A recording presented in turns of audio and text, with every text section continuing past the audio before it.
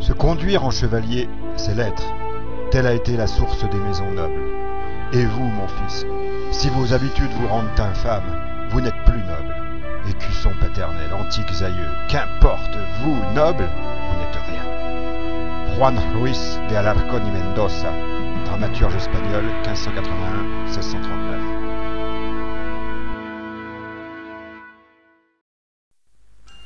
Les maîtres de la vallée, tome 1, les Templiers et le sanglier géant.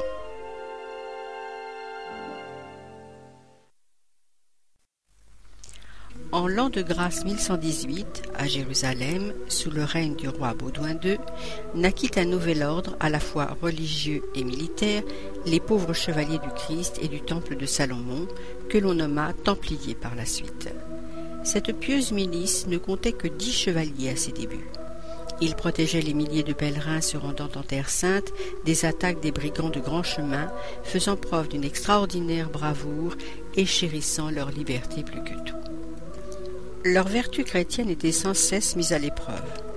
Menacés de l'extérieur par la jalousie d'ordres rivaux et de l'intérieur par leur propre soif de conquête.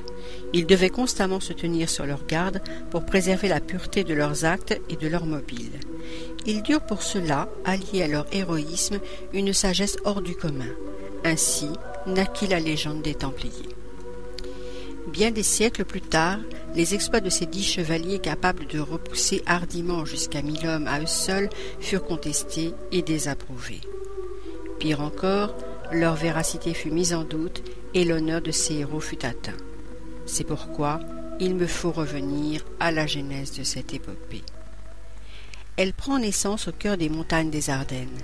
Sachez que toute légende se fonde sur des faits réels que les anciens nous ont transmis ou à l'inverse qu'ils ont vainement tenté de nous cacher. Moi, roi des rois d'une communauté cachée des hommes, je tiens à présent à vous narrer leur véritable histoire. Tout commença donc en France, en l'an de grâce 1101, dans un village reculé des Ardennes profondes. Le miracle des sangliers. La tempête faisait rage cette nuit-là. La maison du forgeron n'était plus qu'un point lumineux perdu sur le flanc enneigé de la montagne.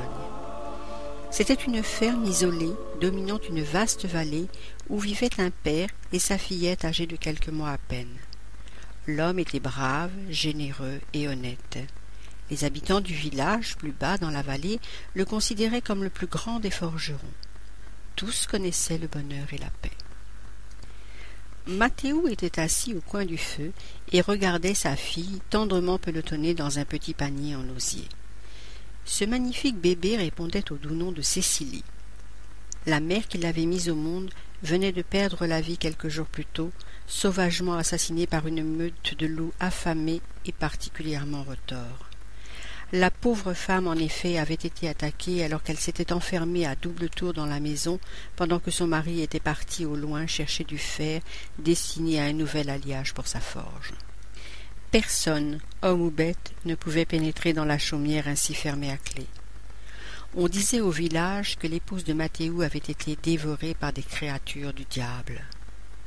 Mathéou, abattu par la perte de son épouse, reportait toute son affection sur le ravissant bébé qu'elle lui avait donné avant de mourir.